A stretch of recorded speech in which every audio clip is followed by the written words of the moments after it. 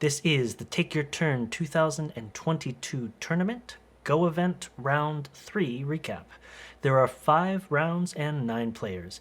Each set is 2 games, with players switching colors between games. In our recap, we'll be looking at Game 1 in each set and highlighting a particular move or two, as well as discussing the general flow of each match. For more detailed game reviews, you can visit my YouTube channel, Arnfasta. Let's go ahead and start with Sequoia vs. Faded Sun. Again, this is Game 1 of Round 3, and Sequoia is playing black, Faded Sun is white. So as we start out in the beginning here, nothing too crazy from either player. Sequoia does opt for the center base play here at F15 around move 7, and from here we're going to see tries to build more towards a position in the center. We can see that begin to take shape here. So just as a way, we're talking about sort of having that presence centered more towards the center, as opposed to where we see Faded Sun doing is the opposite. We've got Faded Sun focused on the corner here, on the corner here, on the corner here. Not to leave out the possibility of moving into the center, but there's sort of 2 different approaches at the moment. And if we go one more, on move 25 here with this play at C13, I just want to highlight, it looks like an attempt for Sequoia to cut down on Faded Sun's left side potential here to get in between. So if we take a second and we look, to get in between, say, these couple stones and really disrupt the left-hand side. What happens here, though, is that I think Faded Sun, or Faded, does a really nice job of getting the outside part of this exchange. So not only is Faded going to get these stones, if we go a little bit further, we can see before we're looking back in the top right here, Faded has already begun to build out. Now we do still have, on the other side, you can look and see that Sequoia has stones that are positioned on the top here and keeps everything connected, but the fact that Faded is able to get some stones moving towards the center, I think, is going to most likely end up helping a lot here.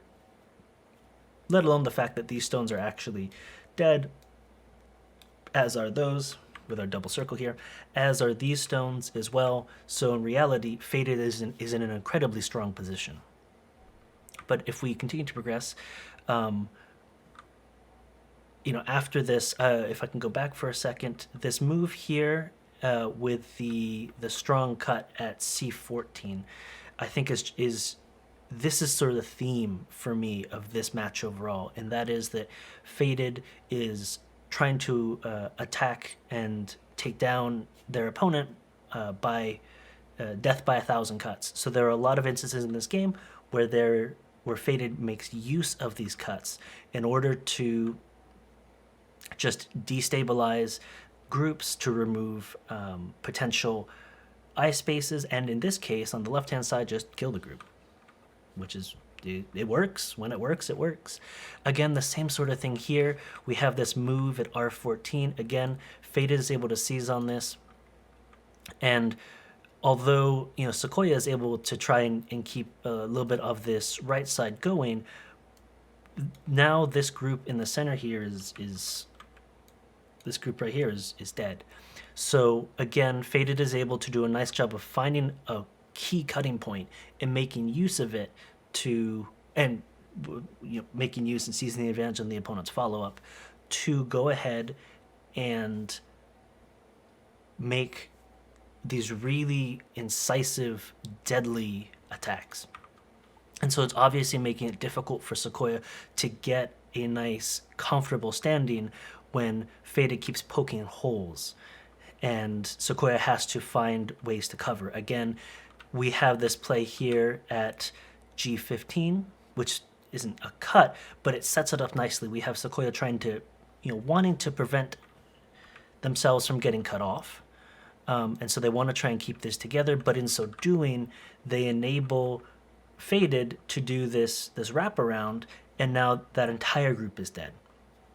So from there, we can see there's a further exchange, And again, if we go a little bit further, we can see the ways in which another situation here, Faded is impressive in the way that their ability to read these setups.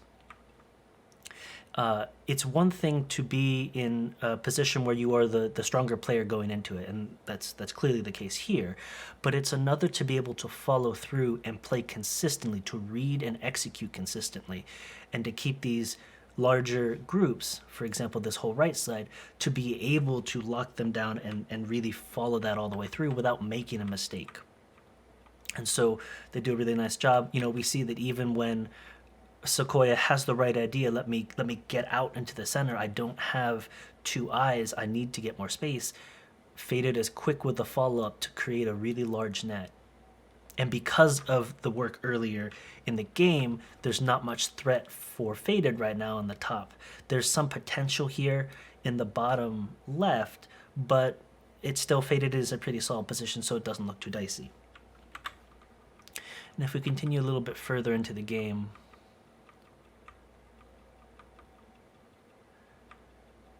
we can see the ways in which now we have this little flow through the center here that begins to not only cut Sequoia off and really just say, hey, you look like you wanted to start working, you look like you wanted to build something in the center at the beginning, we've already tried to and been successful in disrupting those plans. Let me just finish off the job here and really carve through the center to prevent you from being able to make any large territory. I think there's a lot more in a full review that is worth considering and looking at because of the ways that Faded sets themselves up here and then follows through and does a very nice job. So if we see the way this plays out, we'll look just a couple more moves ahead because we're getting towards the end of the game. And I think Sequoia does a nice job, and so this is the last move. Sequoia does a nice job of trying to recover, because it's so difficult when you don't spot the vulnerability in your eye shape. You don't spot that incisive cut that is so deadly. Sequoia was trying to recover, to find and make that eye shape to get themselves out. Faded, I think, was able to read a little bit further and was able to be a little bit more aggressive when needed, meaning play a little bit closer, and see that things would work out and to be able to follow through on that. So I think that's one of the big things, is I think that Faded here was coming into this was the stronger player and was able to hold on to that. And Sequoia, I think, had trouble reading quite as far, and so was always a step or two behind, combined with Faded being able to be move efficient. They were able to create larger traps that they were able to utilize to great effect. And the result for this was that Faded won this match by resignation, and then the overall set 2-0. Now if we go ahead and we look at the second match, it's Ruler versus Spadius. Ruler is black, Spadius is white, or Ruler also known as just your eventual ruler. So this one is a very different game. We start out, and from the get-go, Ruler is going straight down the center. An incredibly different type of game, full influence, no starting territory. It's all got to be captured and taken away from Spadius.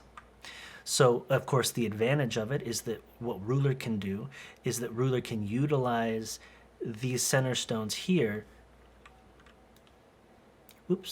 These center stones here later on. And the big key is, can those be effectively managed to get those kills and get that territory? So from here, we can see that Spadius is doing a nice job, or I think doing a nice job, and maybe could have gone a little bit further, but is trying to find ways to push down on Ruler. I don't know that it was necessary to go quite this aggressive when you're going this high, because it also leaves you vulnerable underneath. But it is a type of pressure, and it's a way to try and combat this. And then again, we have trying to do a little bit to seal off. I'm not sure that does enough yet to prevent the top from being taken, but it's certainly, trying to make sure that you can get and hold on to some of that territory. Where things start to get pretty intense here is in this bottom left. As you can see, there's a lot of focus on these moves. So if we go back just a little bit, we have at first this exchange between Spadius and Ruler. And then afterwards, Ruler says, okay, I'm going to go ahead and I'm going to Tanuki. I'm going to play up on this right side, really crunch down on the star point stone here.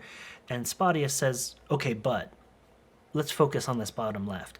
I think that becomes a reoccurring theme. It's several times within this game. So if we go a bit further, we see by the end of this, there's a little bit of a misread, and it ends up in Ruler's favor. With black, white isn't able to quite close it out. And it's these moves here. So you have Spadius really focused on the bottom left, trying to shore it up. I think maybe the points, there were some points there, but I'm not sure that they were as significant as elsewhere. Ruler seems to agree and jumps into the top right, trying to destabilize that top right.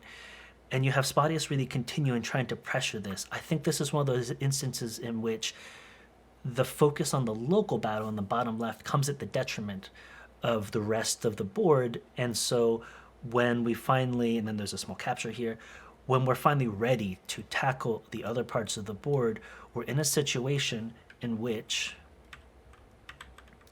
we've already got just a ton of stones at play that are making it very difficult for Spadius to move around and make life and have any sort of long-term disrupting power.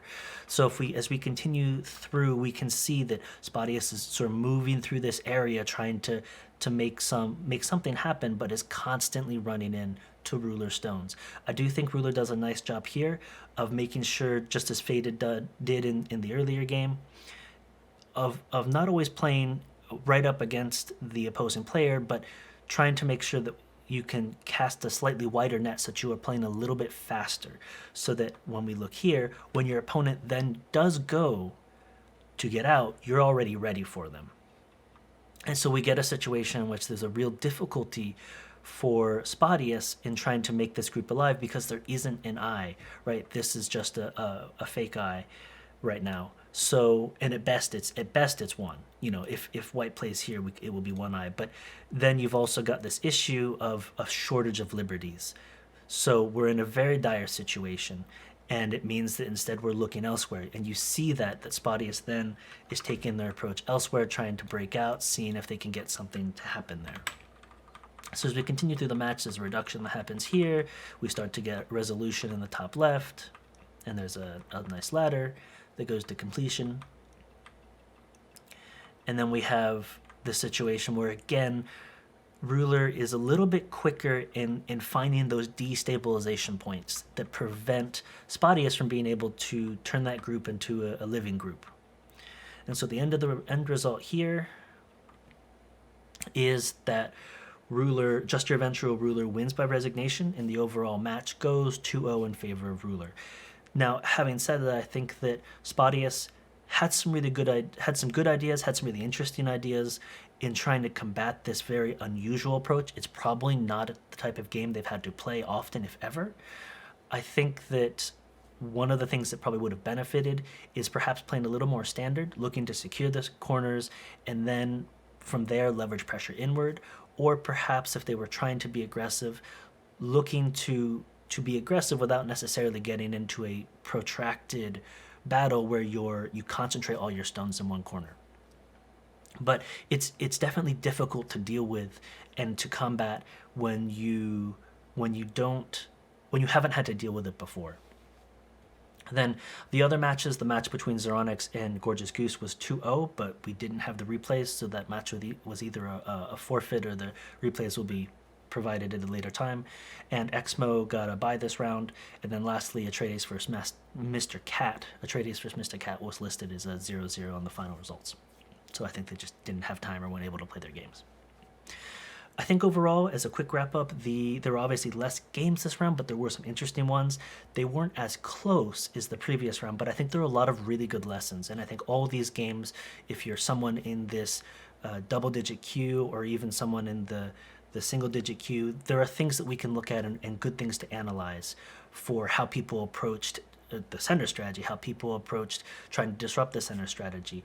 I think all 4 games have a lot that you can really take away and are absolutely worth looking at in closer detail.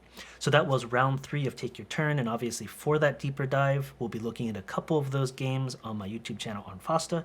For Wargroove and for chess, keep it right here on the Groove of War channel. Thanks, everyone.